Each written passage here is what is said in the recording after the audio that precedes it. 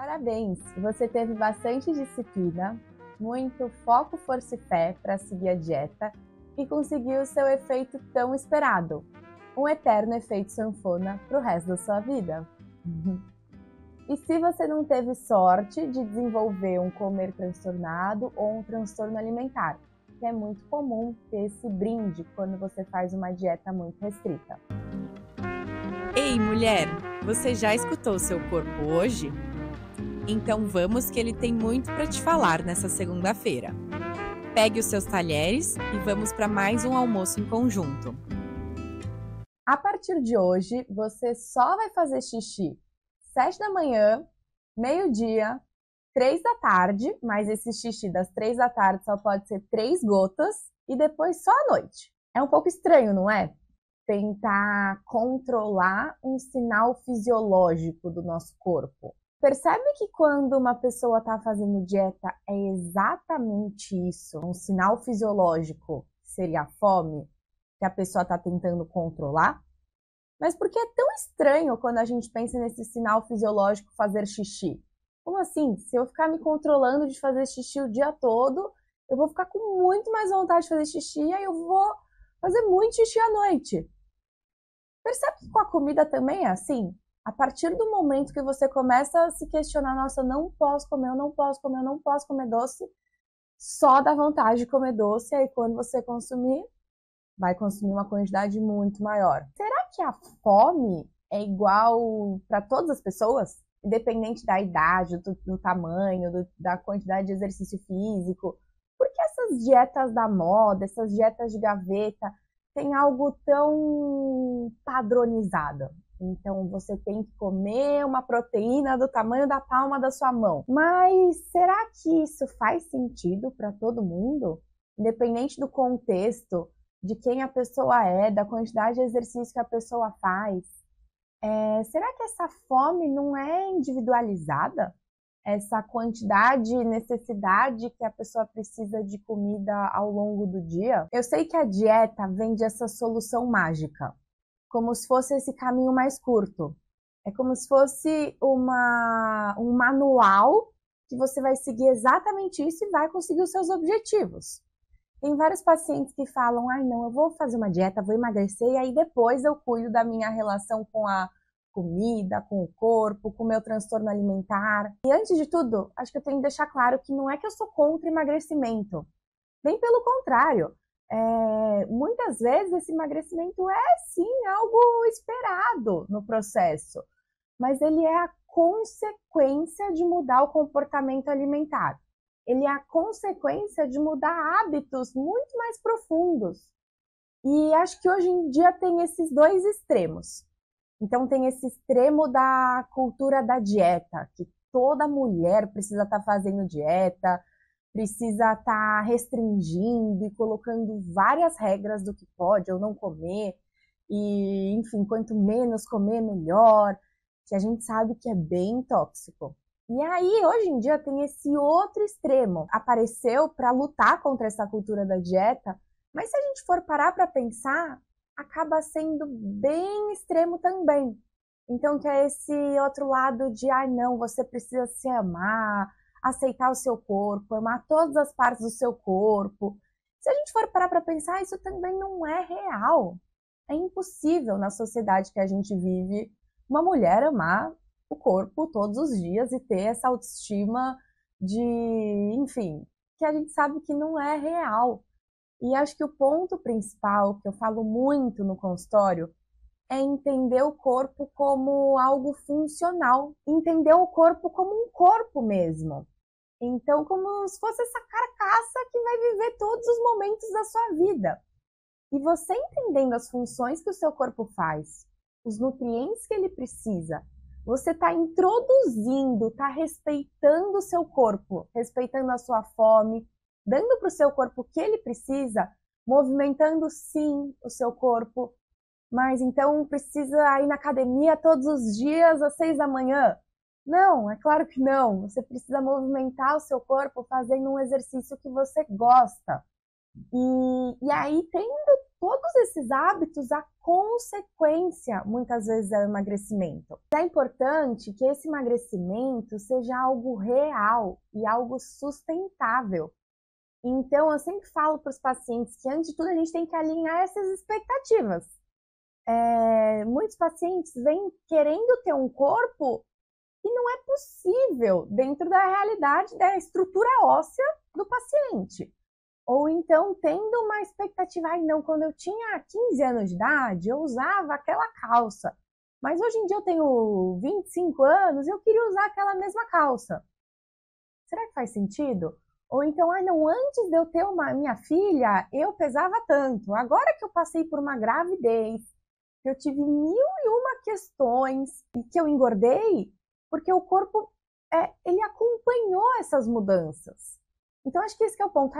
Eu demorei, em 2 anos, eu engordei 10 quilos. E aí a dieta vem com uma solução de que em 1 semana você vai emagrecer esses 10 quilos. Então, acho que esse que é o ponto, de entender que é um processo crônico o emagrecimento. É um processo que vem aos poucos, sendo algo sustentável, e principalmente respeitando esse corpo. E não lutando contra ele, não lutando contra as funções fisiológicas. E aí a gente volta para a analogia do xixi. Será que não é mais fácil? Tô com vontade de fazer xixi, vou no banheiro, faço xixi. Que aí você não vai sentir dor, não vai dar dor na bexiga, não vai ter infecção urinária, e simplesmente vai ser confortável fazer esse xixi? Será que não é uma luta muito forte? Estou com vontade de fazer xixi? Não posso estar fazendo xixi, eu preciso trabalhar. E aí você fica trabalhando, pensando na vontade de fazer xixi, e aí quando vai fazer, além de fazer uma quantidade muito maior, além de tudo, sente dor e vários incômodos. E por que com o xixi vira algo tão estranho e com a comida, com a fome, é algo tão comum? Fiquei o dia todo passando fome porque eu estava trabalhando. Que legal isso, parabéns! Ou então, nossa, consegui segurar tantas horas sem comer, fazendo meu jejum intermitente que eu vi no Instagram. Porque a blogueira tal postou que está fazendo isso. Inclusive, essas questões de padrão da sociedade também é outro ponto que traz expectativas irreais para as pessoas. Vocês sabiam que a maior parte das modelos são desnutridas? E se a gente vai questionar, pesquisar e olhar para o IMC delas, é menor que 18, ou seja, é considerado desnutrição. Ou seja, não é saudável. Que a maior parte das capas de revista, das mulheres que a gente vê no Instagram e que tem aquele corpo super magro, que está na moda hoje em dia, né? Não é saúde, é desnutrição. E que elas têm uma taxa de gordura super baixa. E que hoje em dia a gordura é como se fosse algo horrível, né? Se fosse algo que precisa perder. Quanto menos gordura você tiver no seu corpo, melhor. E será que é assim mesmo? A gordura tem muitas funções essenciais para o nosso corpo. A gordura ajuda na proteção, na síntese de hormônio. Tem várias vitaminas que a gente só consegue absorver se tiver gordura. O corpo da mulher tem que ter mais gordura do que o corpo do homem, pelo simples fato que a mulher, se ela quiser, é claro, gerar uma vida dentro do corpo dela, ela consegue. Por questões da menstruação, por questões do peito, da bunda. É importante ter essa gordura no corpo. E aí, o que acontece quando uma pessoa decide fazer uma super dieta e restringir o máximo que ela conseguir?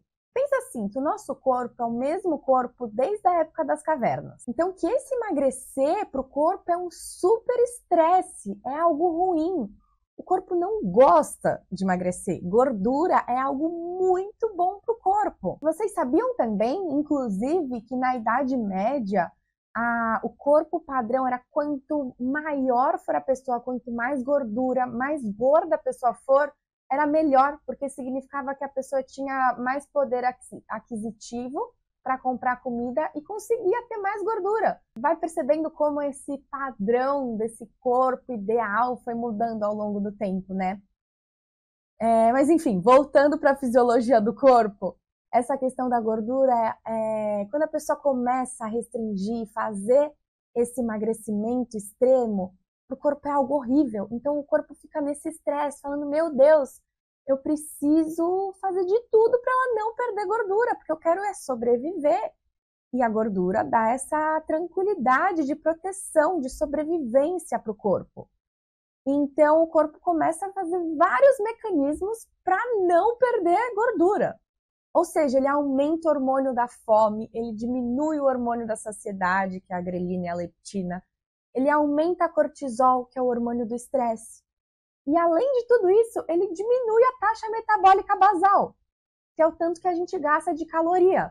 Porque o corpo ele começa a fazer todos esses metabolismos do corpo mais devagar, a lentificar esse metabolismo. Porque ele está tendo menos energia dos alimentos, que é esse meio do corpo conseguir essa energia. Então, quando uma pessoa tira carboidrato, faz essas dietas restritas, primeiro que o corpo entra nesse estado de alerta, de meu Deus, agora tudo que ela consumir de energia, eu preciso guardar, porque eu não sei quando que ela vai consumir mais energia. E aí ele começa a entrar nesse lugar de gastar menos, então que o corpo vai diminuindo o metabolismo mesmo, diminuindo todas essas funções. Então o intestino começa a ficar meio preso, a pessoa começa a ficar irritada, então por isso que pessoas que fazem dieta normalmente ficam com mais mau humor mesmo, muda o humor mesmo, o cabelo começa a cair, a pele fica mais seca, porque esses órgãos que não são essenciais para o corpo, ele vai deixando de lado, não vai sobrar proteína para o cabelo, porque não está tendo nem proteína para os órgãos principais. E é por isso também que as mulheres que estão nesse extremo de desnutrição param de menstruar. Porque o corpo ele começa a se proteger e fala, meu Deus, ela não tem capacidade de gerar a gente não tem essa capacidade de gerar uma vida dentro da gente.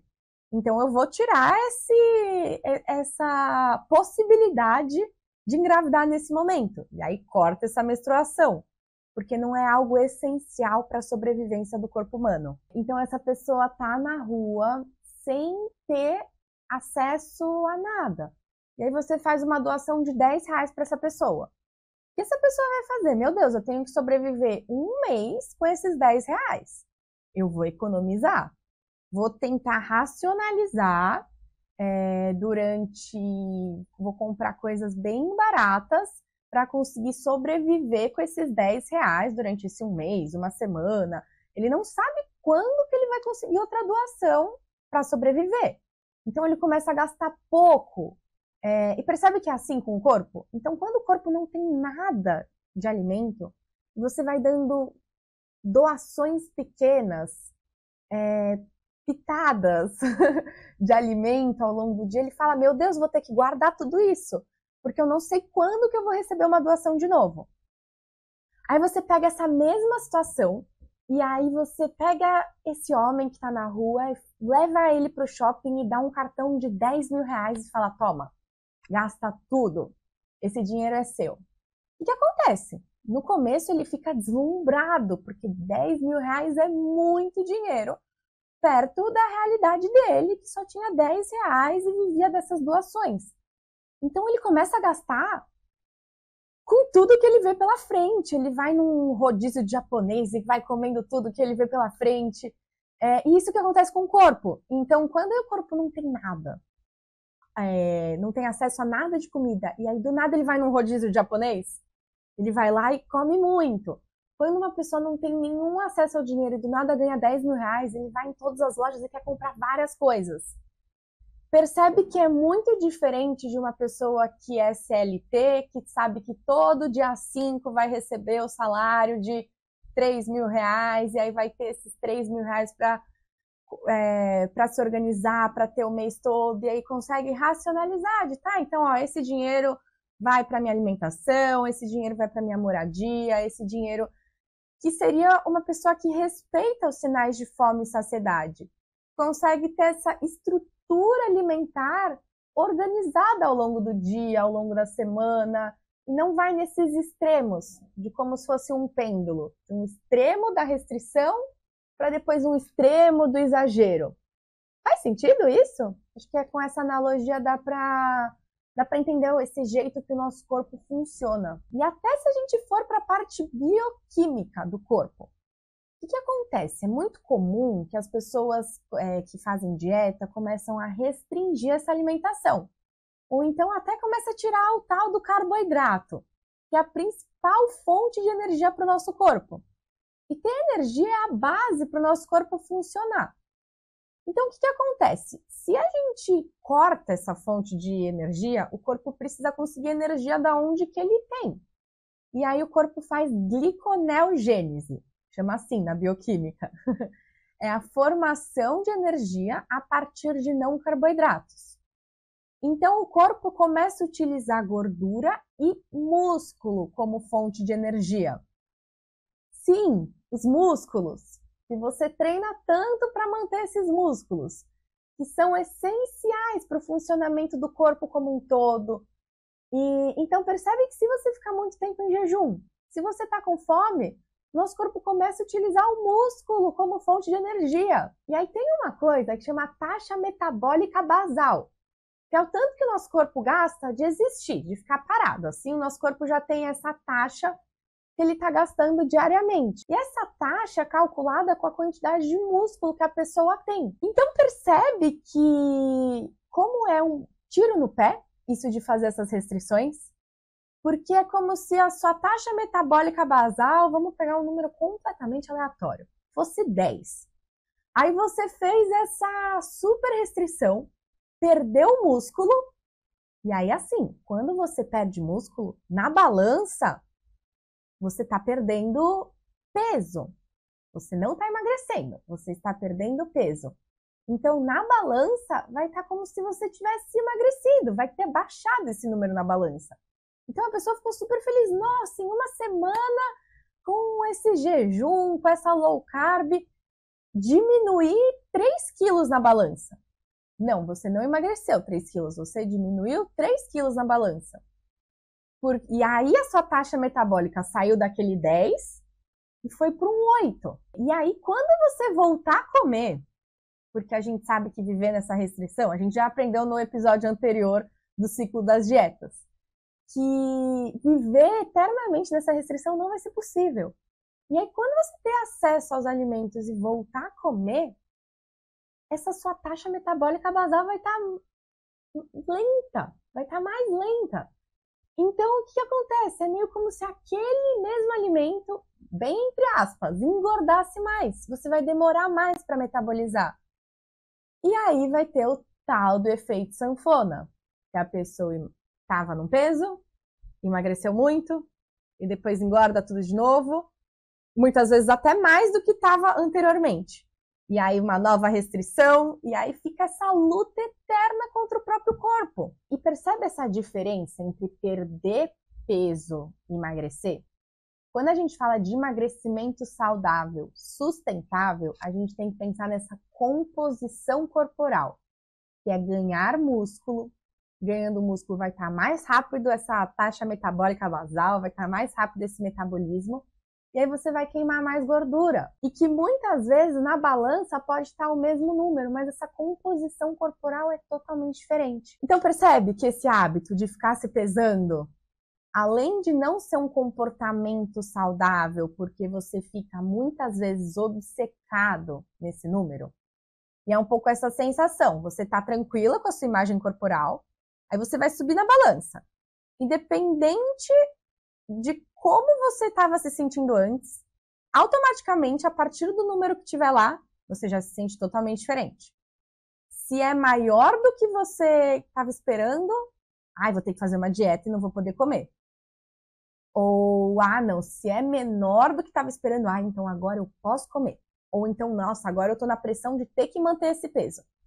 E aí você começa a ter esse controle obsessivo por um número. E aí o corpo deixa de ter todas essas funções, você deixa de enxergar o corpo como um corpo e vira simplesmente um número. E percebe como pode ser problemático para a sua saúde mental enxergar o seu corpo como um número que precisa ser atingido, e não como algo funcional, o seu meio de viver. Normalmente, as pessoas ficam preocupadas só com pessoas que têm sobrepeso, pessoas obesas, Mas você sabia que essa oscilação de peso, estar nesse efeito sanfona, é tão preocupante quanto que pode trazer diversos problemas para a saúde, tá nesse eterno efeito sanfona. No livro Dieta Ideal, da Desirê Coelho, ela traz vários exemplos desses efeitos sanfonas. E ela traz um dado que a restrição gera uma queda de até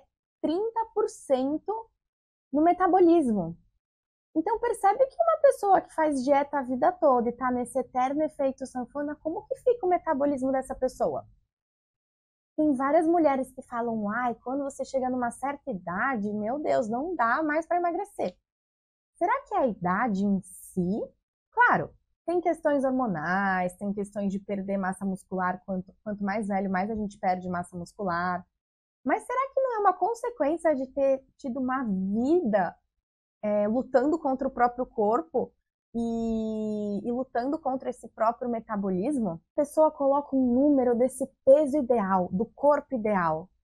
E muitas vezes não é esse corpo natural, não é o peso natural da vida dela. Então, que ao invés de ficar lutando contra o corpo, talvez faça mais sentido dar a mão para esse corpo, ser amigo desse corpo e falar, ei, vamos encontrar como que é o nosso corpo. E se para você ter esse corpo, você precisa estar numa eterna luta. Você precisa deixar de sair com seus amigos, você precisa passar fome ao longo do dia, você precisa se matar na academia. Isso está sendo o centro da sua vida. Eu sinto lhe dizer, mas talvez não seja o seu peso ideal. Talvez não seja o seu peso natural. E que talvez você esteja indo contra o seu corpo. Que muitas vezes, quando você simplesmente respeita o seu corpo, o emagrecimento vem como consequência.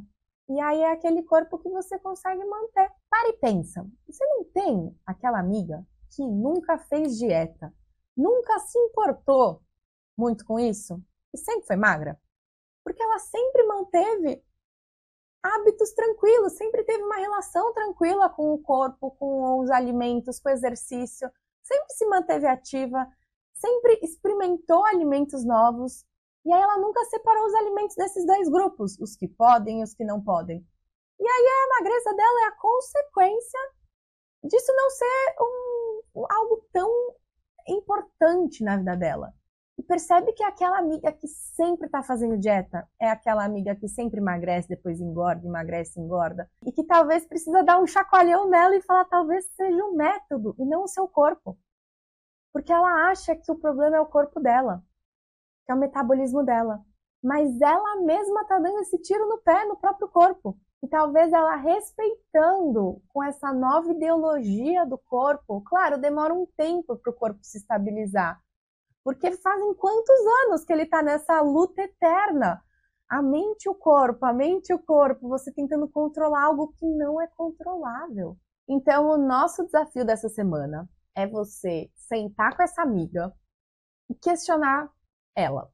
Você gosta de fazer dieta? Você acha que isso é algo prazeroso na sua vida? Você acha que isso está funcionando? Pensa todas as outras dietas que você fez na sua vida. Por que essa vai ser diferente? Será que não faz sentido você dar uma olhada nessas questões psicológicas, nessas questões por trás da sua relação com o seu corpo, da relação com a comida? E talvez, ao invés de lutar contra esse corpo, que tal confiar no seu corpo? Seu corpo é muito mais inteligente do que você mesma. Às vezes a gente acha que está conseguindo controlar tudo, mas a gente não controla nada. E claro, não é um processo simples, não é um processo de sair da zona de conforto, é um processo lento, passinho por passinho, mas é algo sustentável para o resto da sua vida. Porque ficar nessa oscilação traz muitos malefícios. Não só para a saúde física do corpo, mas para a saúde mental, para a saúde social, de precisar ficar mudando de roupa sempre. É isso. Quantos números de calça você já teve no seu armário? Nesses efeitos sanfonas. Dá uma angústia muito grande tudo isso também. Inclusive, outro desafio para essa semana. Pegar essas calças que não cabem e tirar da sua frente. Porque isso pode estar sendo um gatilho para você estar lembrando daquele corpo que não é mais o seu corpo. E que você não precisa chegar nesse corpo. Se for muito difícil doar, tira do armário e coloca numa mala. Mas só de você não estar vendo aquela calça padrão, aquele corpo ideal que você quer tanto chegar, ter roupa, já traz uma leveza no seu armário, ter roupas que cabem em você. E qual é a função da roupa? É a gente sair na rua sem estar pelado, né? É algo para ajudar e não algo para atrapalhar nossa relação com o corpo. Então a gente ficar usando roupa desconfortável, que você vai ficar desconfortável, vai te limitar, não faz muito sentido, né? Inclusive, fica uma dica de uma loja que eu gosto muito, da Lela Brandão, que ela tem uma ideologia muito legal, falando que a roupa que precisa servir no seu corpo, não o corpo na sua roupa. Dá uma olhada que ela faz roupas adaptáveis, porque o nosso corpo vai mudar não só ao longo dos períodos da vida, mas ao longo do dia. Que esse corpo não é uma foto, ele não é estático e parado, ele vai mudar, ele tem oscilações no período menstrual, se você foi ou não no banheiro, tem tantas mudanças nesse corpo, e que você pode respeitar essas mudanças ao invés de ficar lutando contra elas. Queria te agradecer por ter ficado assistindo, me escutando até aqui, e a gente se vê na segunda que vem para ter esse almoço em conjunto, tá bom?